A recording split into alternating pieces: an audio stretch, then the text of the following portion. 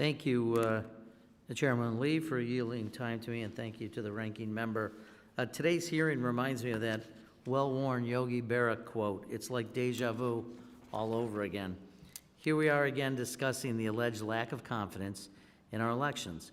It's like we're watching a new streaming show called Election Denial, a show where the writers include at the outset a previously on election denial segment to discuss the crisis in elections confidence. But every week, it's the same scene.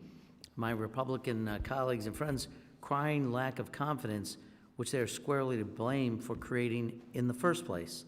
Today's hearing is the third in a series entitled American Confidence in Elections, with a fourth scheduled next month, which has been convened to discuss this alleged lack of confidence in our elections. I, for one, do not understand the hearing series. The American people think many things, but they have not had their confidence in our elections shaken. Instead, they believe elections are secure. All told, this committee has held 6 elections-related hearings this year, either before the full committee or this subcommittee. And the lack of confidence theme continues to permeate my friends on the majority side's talking points.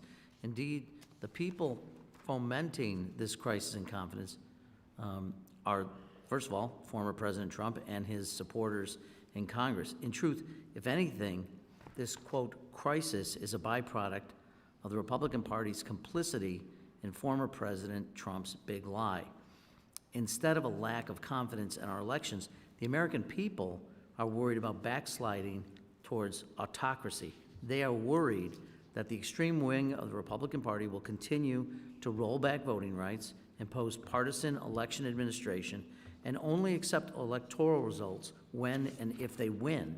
This is not what our democracy should look like. These concerns are not fanciful.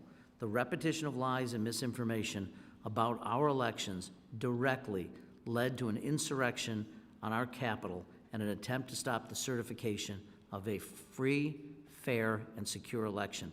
Nonpartisan experts agree the 2020 election was the most secure election in U.S. history.